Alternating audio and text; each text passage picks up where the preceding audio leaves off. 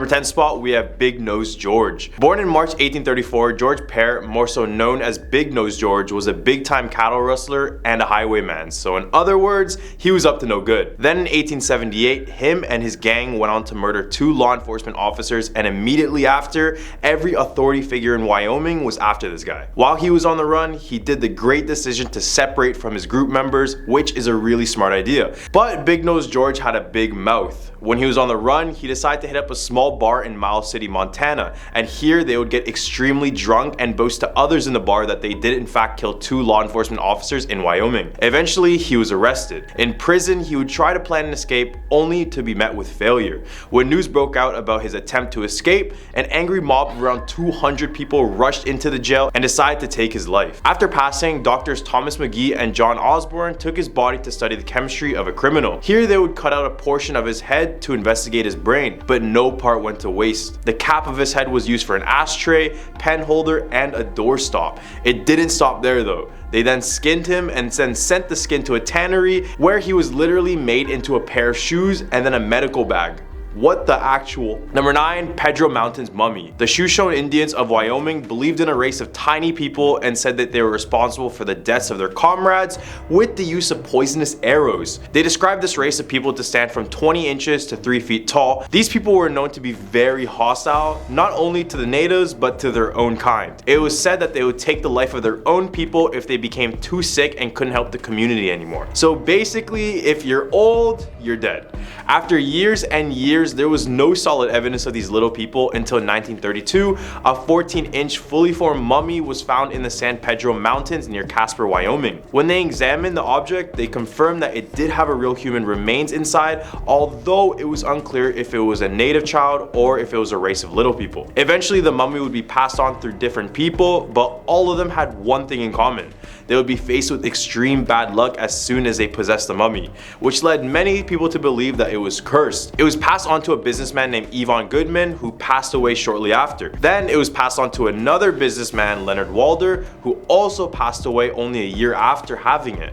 Now the whereabouts of the mummy are completely unknown. At number 8 spot, we have Ghost Ship of Plate River. If you visit the Pathfinder Dam on the North Plate River, there's a small chance you might find a glimpse of the ghost ship. It's believed that every 25 years, a death ship appears out of the midst near the dam. The first ever recorded sighting of this eerie vessel was in 1862 when a trapper named Leon Weber reported a large wave of fog, then saying it took the form of a sailing ship with a mast and sails covered in silvery shiny frost. He said he saw people on board, but they're all covered in this shiny frost. When he looked closer, he saw someone that looked exactly like his fiancée at the time as well. He then returned home from work a month later and discovered that his fiancée passed away the day he saw the ship. Then there was another sighting 25 years later in 1887 when cattleman Gene Wilson saw the exact frosty ship appear out of nowhere.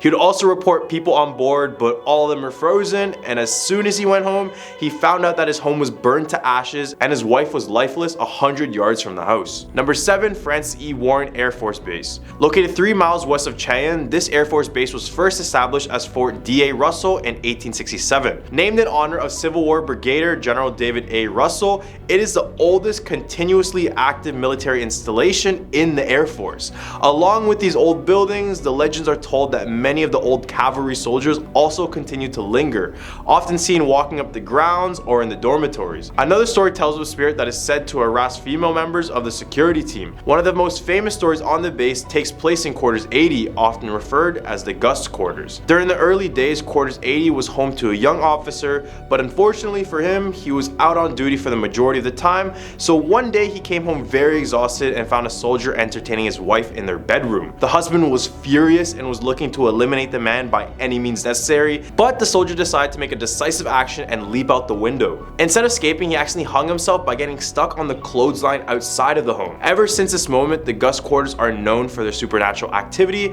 from objects being thrown across the room to just being grabbed out of nowhere. Number 6, the ghostly bride of Plains Hotel. In the Plains Hotel of Cheyenne, Wyoming, locals claim that there is a spirit of a bride that haunts everyone who steps in. Story goes that a lady named Rosie and her groom were on their honeymoon at the hotel. As the night went on, the husband decided to step out and get some drinks at a nearby bar. When Rosie arrived to fetch him, she noticed him walking upstairs with an escort, so of course she was shocked and decided to secretly follow them. This is when Rosie followed them all the way up to the room and in a jealous rage shot both of them with the husband's firearm. taking both of their lives immediately. After this, she would regret her actions and return back to the honeymoon suite to take her own life. Now, if you enter the Plain Hotel, you may be met with apparitions of the 3 people involved in the story. Rosie walks down the halls with a bright blue dress, which would have been the dress for her wedding.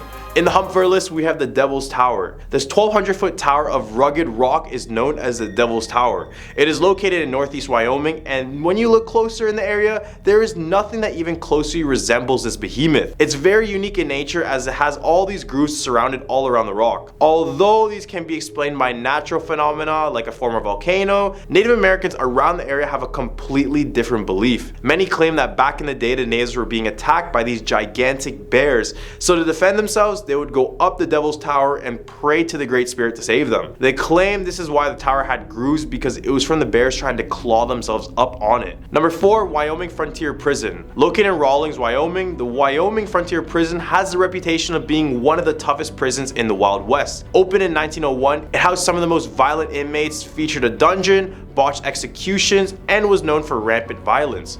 Now a museum, employees and visitors alike have reported ghostly encounters. There have been apparitions spotted in the cell blocks and reports of a malevolent spirit in the dungeon who has threatened visitors. The prison is so notorious that it was featured on an episode of Travel Channel's Ghost Adventures, and ghost hunters have captured orbs on camera, but let me know what you guys think about that. The museum offers haunted Halloween night tours if you want to have a ghostly encounter of your own. Number 3, Heart Mountain Relocation Center. Starting with an old building originally used for an irrigation project prior to the attack on Pearl Harbor, the Heart Mountain Relocation Center began construction on barracks and facilities to relocate American families of Japanese descent in June 1942. Over the next 3 years, the camp would house over 14,000 people. Just to put that into perspective, if they made this prison a town, it would be the 3rd largest city in Wyoming based on population alone. As World War II occurred, many horrors occurred within as well. Abuse, torture were just some of the things that the Japanese had to go through, with many people passing away as well. It eventually got shut down at the end of the war, but the discrimination towards the Japanese was too big that they couldn't let it go that easily.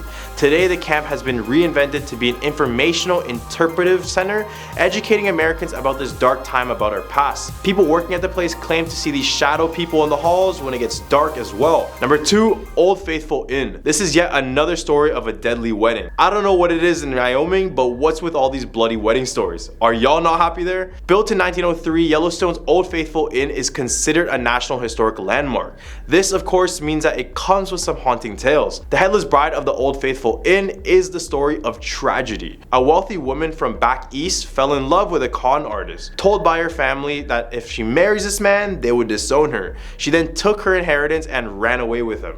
On their honeymoon in Yellowstone, he chopped off her head and ran away with her money long before they found the body. Now the headless bride has been spotted wandering the hotel in search of her lost love. All the way at our number 1 spot, we have the Sheridan Inn. The Sheridan Inn has been a community landmark for nearly 130 years. Miss Kate, one of the beloved employees and patrons, is said to have never left. In 1901, Miss Kate moved to Sheridan and began working at the inn. She moved into a room on the 3rd floor in 1906, where she would spend the rest of her life. A friend placed her ashes in the walls after her death in 1968, all while the inn was being renovated. She is now the innkeeper's guardian. You might feel her in a cold spot or have your lights turned on and off if you're at the inn. Starting off this countdown at number 10, the Stanley Hotel. One of the most famous haunts of Colorado is the Stanley Hotel. The Stanley, which served as the basis for Stephen King's The Shining, is more than a century old and is home to countless ghost sightings and unexplainable events. Multiple witnesses have seen a face peering out of the window of room 407 when it was unoccupied. One witness staying in the room reported that a light kept turning off and on. Allegedly, the guests acknowledged the ghost, assured him that they'd only be staying 2 days, and asked him to keep the light on. The spirit left the light alone after that, but proceeded to spend the rest of the night noisily playing around with the elevator just outside the door. Rooms 217, 401, and 418 have unusually high reports of paranormal activity. Cleaning crews tell of strange noises and seeing impressions on the bed when the rooms are empty. Guests in room 418 report that the sounds of children playing in the hall, but when those reports came in, there were no children checked into the hotel. Number 9, the Black Forest Haunting. In the early 1990s, Steve Lee moved his family into a log cabin cabin home in the Black Forest region of northern Colorado. They rented it for a year before purchasing it, but once the land was theirs, things started getting weird. Initially, lights and electronic devices kept turning off and on, and eerie noises sometimes filled the air. This was followed by a strange odor that wafted through the cabin that burned the family's throats and eyes. Thinking these happenings were the work of pranksters, the Lee family installed motion detectors and cameras. However, the motion detectors would go off when nothing seemed to be happening on the cameras. Steve Lee added more cameras capturing more unexplainable phenomenon like orbs, beams of light, and sometimes ghostly forms with faces. The Lees could no longer pretend the cameras were the problem, and they contacted the show Sightings to document what became one of the most famous hauntings in America. The Sightings crew experienced and captured quite a bit of phenomena themselves. Cameras were knocked off tripods, one of their producers experienced an attempted possession, and a medium working with them determined there were multiple spirits in the house and a rift in space and time on the property. Number 8. The Vampire's Grave. European lore is rich in tales of vampires, yet one of those creatures may have found themselves in a small town in Colorado. Theodore Glava was a Transylvanian immigrant who moved to Colorado and became a coal miner. Legend says the man was tall and pale with a dark coat and long fingernails. In 1918, he passed away of the flu and was buried in the local cemetery, where some say they have seen his figure lurking at night. Some say that the tree guarding Glava's grave grew from the stake that was hammered into his heart post-mortem.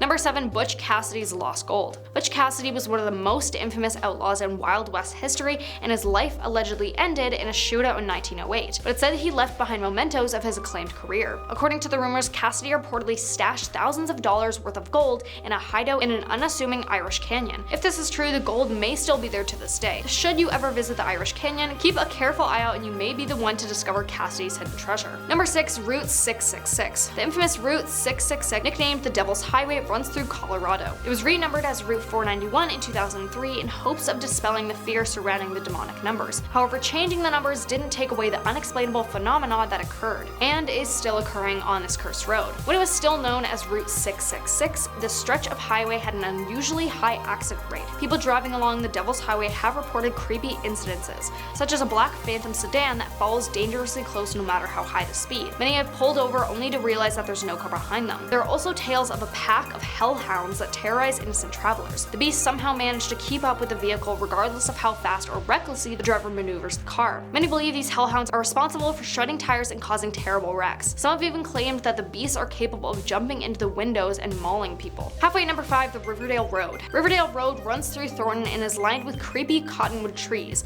where you can allegedly see hanging bodies by the light of the full moon. A Camaro with no driver can also be spotted winding down this stretch of road. Riverdale Road also has its own Lady in White legend. Reportedly, visitors have seen this strange woman in their rearview mirror. Locals believe that she is a ghost who is looking for the spirits of her deceased children. Number 4. The Gates of Hell. According to local legend, the Gates of Hell lies near Riverdale Road in Thornton. Rumor has it that the stretch of road leads to rusted iron gates that open to a place of satanic worship and human sacrifices. Behind these gates also rest the charred ruins of an old mansion that leads directly to hell, people say. The mansion was built by David Woolpett during the gold rush. Over the years, the structure was used as a brothel, cowboy saloon, and a hippie commune before it was burned down in 1975. It's said that a man living in the mansion took his family's lives before setting the home on fire. This dark story has led people to believe that the grounds of the mansion are portals to the underworld. Number 3. The Hotel Colorado. The guests of the Hotel Colorado are often awoken in the night by strange sounds and flickering lights. Some are plagued by sightings of a little girl wearing a Victorian-era dress, while others recount how their personal items were moved around or missing. Both Bell Tower suites are reportedly haunted, and the elevator seems to have a mind of its own at times. Stories tell of a female presence that has a habit of watching male guests as they sleep. The screams of a woman can also often be heard throughout the hotel, believed to belong to a deceased chambermaid. According to the lore, she was involved in a love triangle which ended with one of her lovers taking her life in one of the guest rooms, and her former room has been turned into a storage space because the paranormal activity within the room was said to be too intense to remain open to the public. Number 2. The Ridge Home Asylum. Every state has an abandoned asylum story, and this is Colorado's. Ridge Home admitted its first patient in 1912, and from there began a history full of controversy. Many of the home's residences were admitted despite still being mentally capable,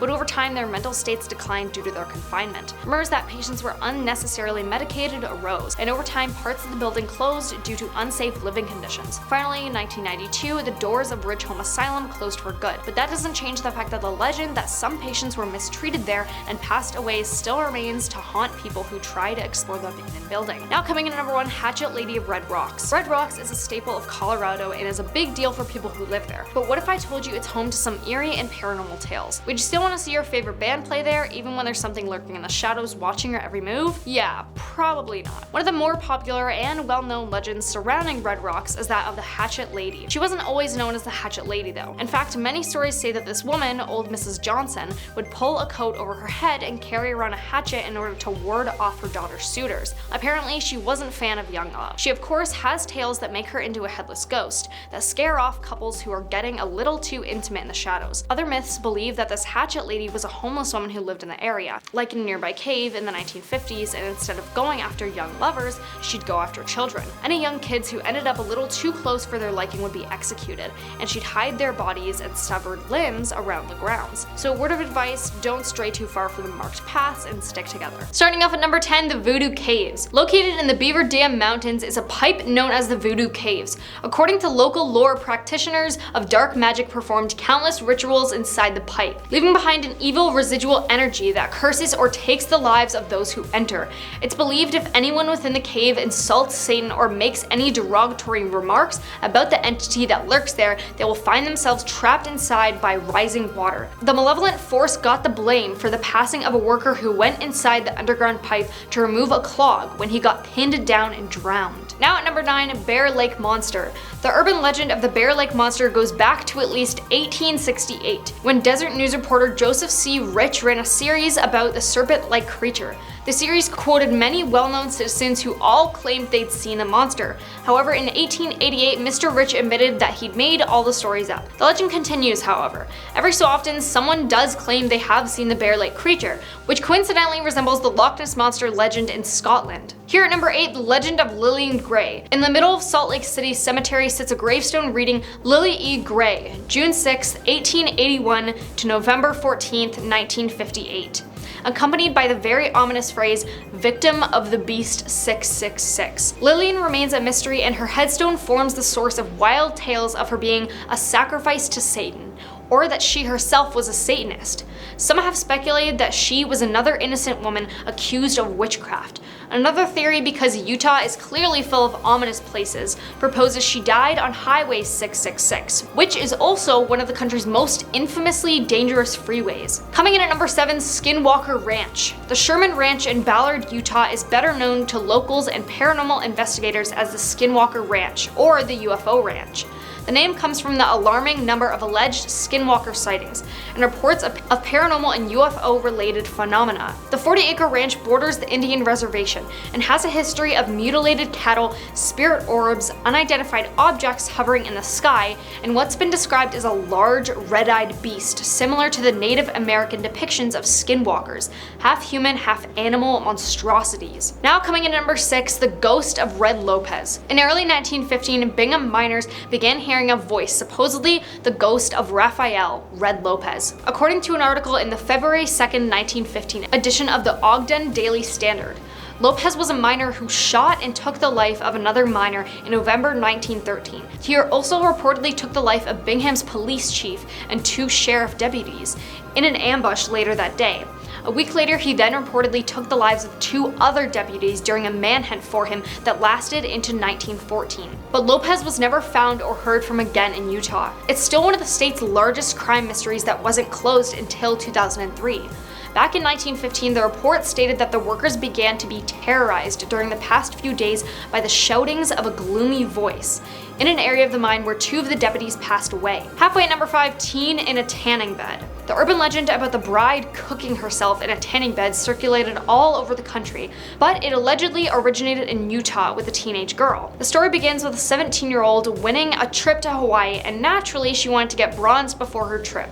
Though limits exist for how long and how often you can sit in these tanning beds, the girl, however, supposedly found a way around this rule by hopping around town to town to different salons, 4 to be exact, in just one afternoon. She eventually ended up in Utah Valley Regional Medical Center because her internal organs were shutting down and she went blind from cooking herself all day. Now, a reminder, this one is just an urban legend.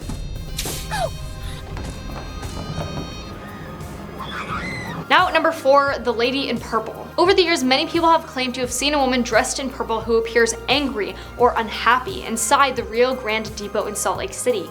In 2017, Rio Grande Cafe manager Colleen Murphy told KSL-TV she has seen lights come on at night in a locked room at the bottom of a stairwell with nobody seemingly there to turn them on.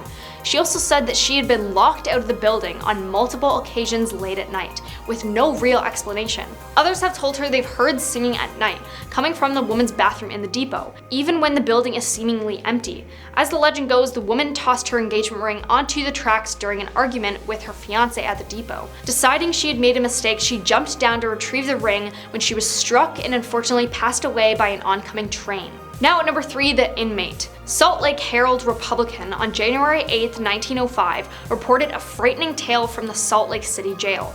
2 women at the jail reported they had seen a ghost there, walking the halls at night. The ghost was a man who wore a slouch hat pulled over his eyes and would peer through the grating in the building. They told the newspaper that the ghost was that of a former inmate who had died there in a gruesome manner. On one particular night, one of the women said that she heard a ghost noise by a door, then walked up and asked if it was indeed the dead inmate. "Ain't you dead?" she asked. By way of reply, the ghost began to prance up and down the narrow hallway, swinging his arms and smiling, laughing, and shaking his head. While they never saw the man the day he died, they told the newspaper they were convinced it was him. Now at number 2, the Devil's Highway, kinda like what we mentioned before. The highway system, originally named Route 666 and nicknamed the Devil's Highway, crossed through an area of the United States known as the Four Corners, the meeting space of Colorado, Arizona, New Mexico, and Utah. All 4 states have reported paranormal experiences while on this stretch of highway. Tales range from hellhounds chasing alongside cars and slashing tires to skinwalkers shifting from animal to man before their very eyes, to an evil shaman who appears in the backseat to steal the driver's soul. Like many roads, Highway 666 also hosts a ghostly hitchhiker, a mysterious young woman in a nightgown walking the road alone. When someone tries to offer her a ride, she vanishes. A popular legend attached to the Devil's Highway is that of a mad trucker, a phantom semi-truck that terrorizes late-night drivers before disappearing. One witness reported her husband's experience. Allegedly, he was driving on Route 666 one night when a semi-truck began heading straight for him and down the middle of the highway. He said the truck had to have been going around 130 miles per hour, with sparks and flames flying up from the wheels. He pulled off the road in time to miss what he thought would be a fiery collision, and the beast of a vehicle took off into the night. Now coming in at number 1, the Haunted Old Maine. Everyone who's passed through the Southern Utah University campus has heard the lore of Virginia Loomis and Old Maine, a building on the university's campus. As the legend goes, Virginia Loomis's life was taken in the late 1800s. Her body was discovered on the boulder used to make many of the bricks to construct the Cedar City building in 1898. It's said some of the bricks even contain her blood. Later in life, a janitor was hired at the university. On his first day of work, he was allegedly lighting the old coal furnace in Old Maine's basement when something caused the furnace door to slam shut on his arm. He was supposedly burned until he passed away, unable to get free, becoming the human torch that burned Old Maine to the ground in 1948. It's said that the ghost of Virginia was seen laughing in the flames, and Virginia was written on the janitor's skull. At our number 10 spot, we have the Candy Lady. In the early 1900s, children in the rural town of Terrell, Texas started to go missing. Some of the residents blamed it on the Candy Lady. The story says that she would go around leaving candy on children's home windows just before bedtime. As the parents began to fall asleep, it'll encourage children to grab the candy, but as they try to grab it, the lady grabs them and feasts on their sugar-laden blood until there isn't any left. A farmer allegedly found rotten teeth on his farm and later found the body of a boy with his pockets stuffed with candy. Many people believe that Candy Lady is in fact real and went by the name of Clara Crane. Clara Crane was accused of poisoning her husband back in 1895 with poison-laced caramel candies, but that's not all. 5 years before the incident, Crane's 5-year-old daughter passed away from unknown causes, which many believe that she poisoned her daughter as well. At our number 9 spot, we have La Llorona. This legend originates from El Paso, Texas. Almost all Latin cultures know the story of La Llorona, and the people of El Paso are no exception to that. La Llorona directly translates to the weeping woman, which perfectly describes the behavior of this malevolent spirit. She is said to haunt the riverbanks of the Rio Grande, where she is searching for her 2 children whom she had already drowned in that very river. Now there are many iterations of the story, but I'll just mention the most popular one.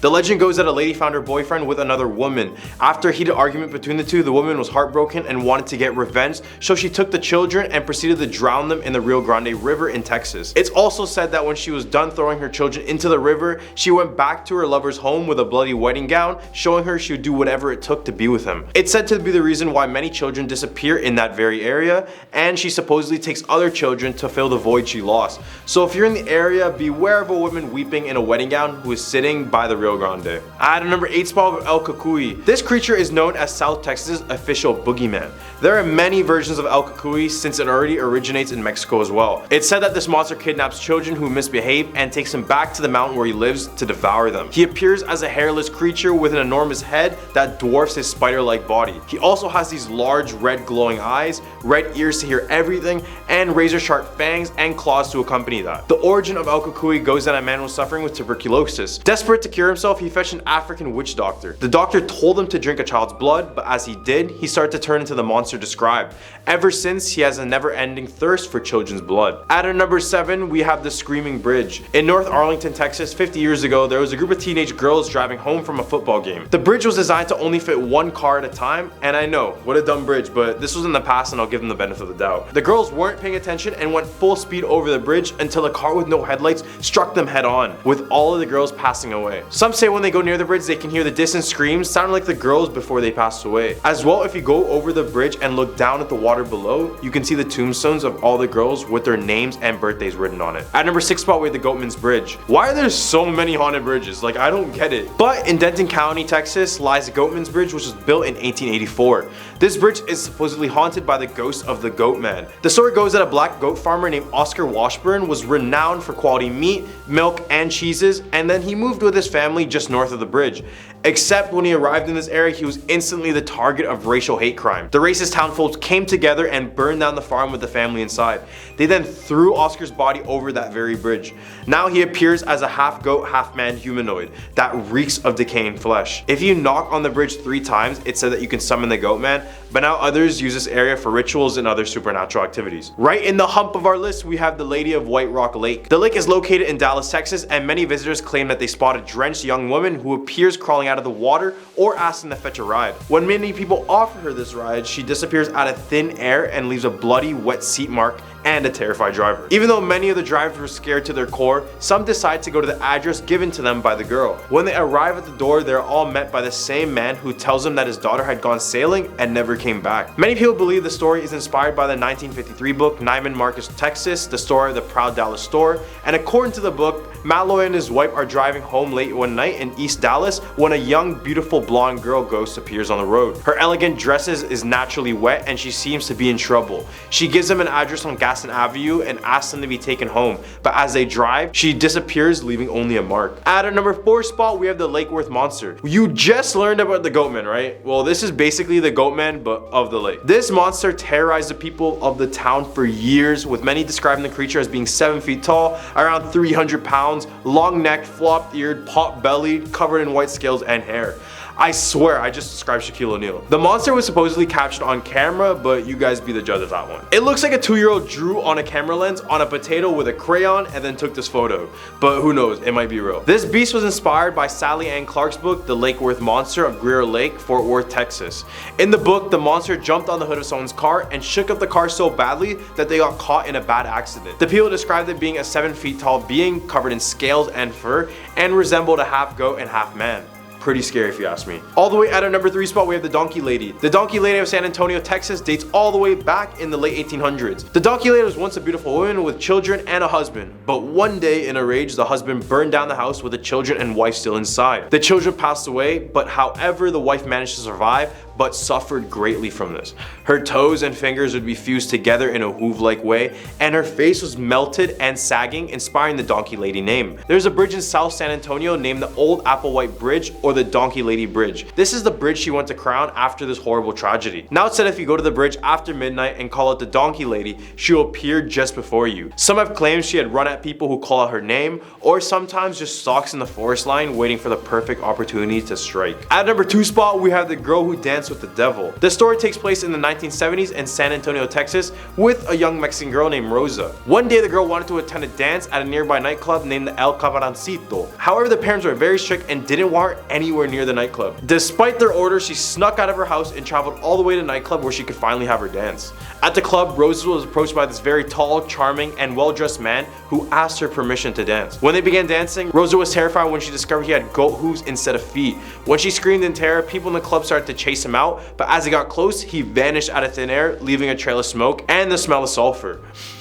Double activity if that wasn't enough. It's said that the area surrounding the nightclub still smells of sulfur to this day. At a number 1 spot with El Muerto. El Muerto, otherwise known as the Headless Horseman of Texas, is a Texas legend that dates all the way back in the mid-1800s. The story goes that 2 rangers, Creed Taylor and William Bigfoot Wallace, were hunting a criminal known as Vidal along the Mexican border. Vidal had been wreaking havoc all across the state of Texas, so when the ranger caught them, they wanted to set an example. So they did just that and cut his head clean off. They then tied his head to the saddle and sent his horse with the headless body running off into the night. Now the horse continued to explore the region with its headless rider. The tale of El Muerto began to grow after it was reported that both had been seen numerous times and that gunshots had no impact on either of them. Spotting El Muerto was thought to foreshadow bad luck because everyone who claimed to have seen him was struck with a series of bad luck and poor health following it. At a number 10 spot, we have the Seven Sisters Road. Located in southeast Nebraska, just outside Nebraska City, is a road that locals call Seven Sisters Road.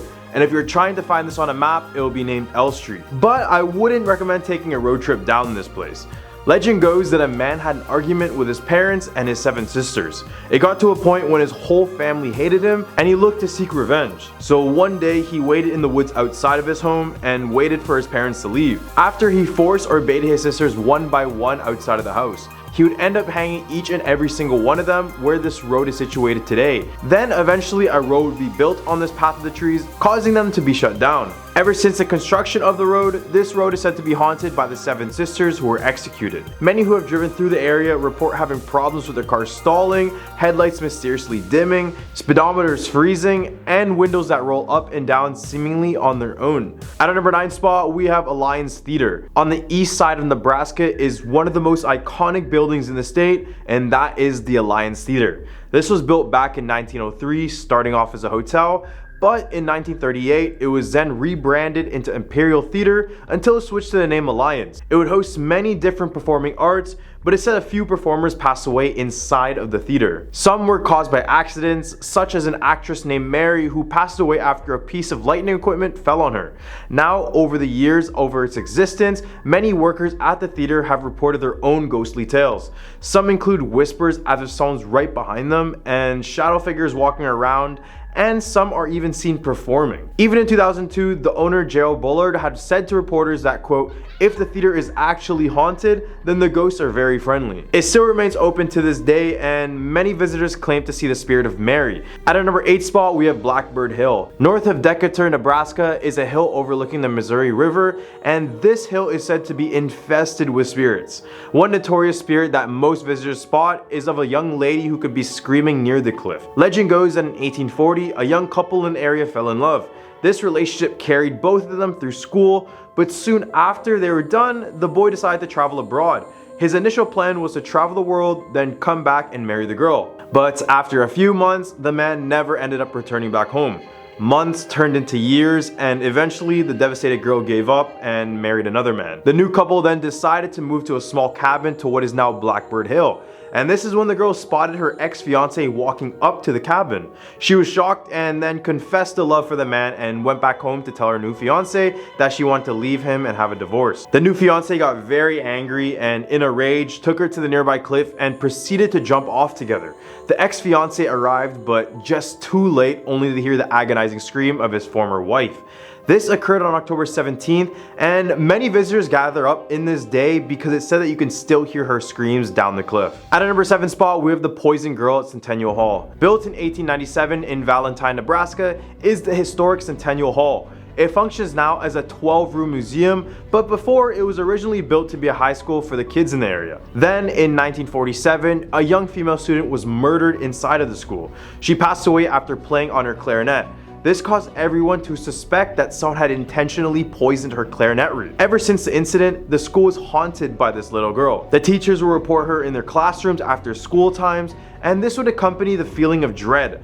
Other visitors and students report to hear her clarinet being played in a very ominous way. Now, as a museum, visitors still report this logo roaming the halls. She is said to have tugged on people's clothing, as well as placing her clarinet on many of the artifacts inside of the museum in hopes that someone will play it and be poisoned like she was. At a number 6 spot, we have Radioactive Hornets. Although this theory is debunked, it was a crazy one when it was first released to the media because many people didn't know how radiation worked and whatever they said about it would just scare you.